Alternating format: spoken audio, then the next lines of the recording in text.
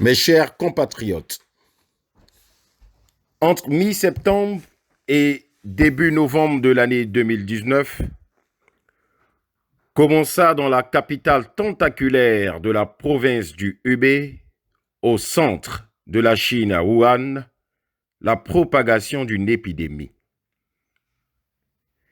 Inconnue de tous au début, elle fut des milliers de morts se propageant peu à peu à travers le monde et se transformant ainsi en une pandémie.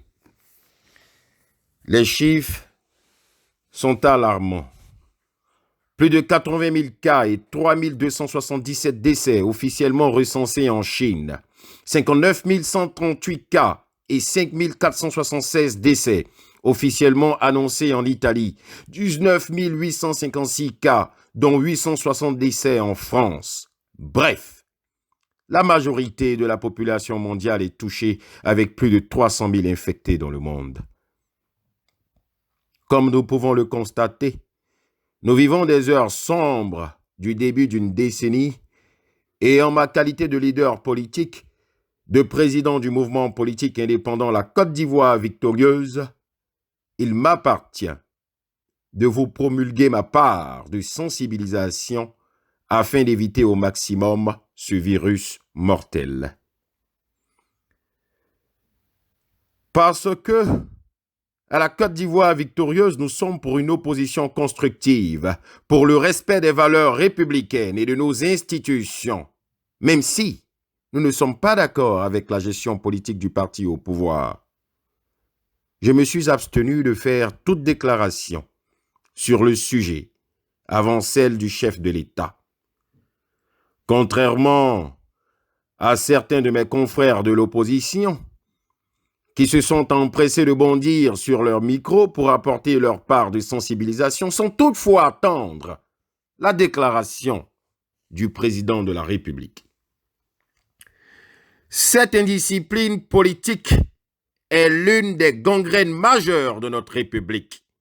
Dans tous les grands pays démocratiques, nous remarquerons que les acteurs politiques interviennent sur un sujet national après celle du chef de l'État.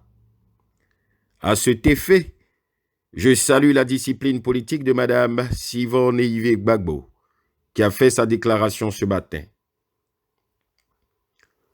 L'heure est grave, tellement grave que le temps n'est pas à l'heure des récupérations politiques quand l'humanité est en train de disparaître à grande échelle. Mes chers compatriotes, nous devons tous faire preuve de discipline, de solidarité et de courage face à cette épreuve. Respectons les consignes du gouvernement. Lavez-vous régulièrement les mains. Passez de l'eau de Javel sur les poignées de vos portes à la maison. Restez confinés chez vous. Évitez au maximum le contact humain. Respectez le couvre-feu établi par le gouvernement. Et en public, respectez la distance d'un peu plus d'1 mètre.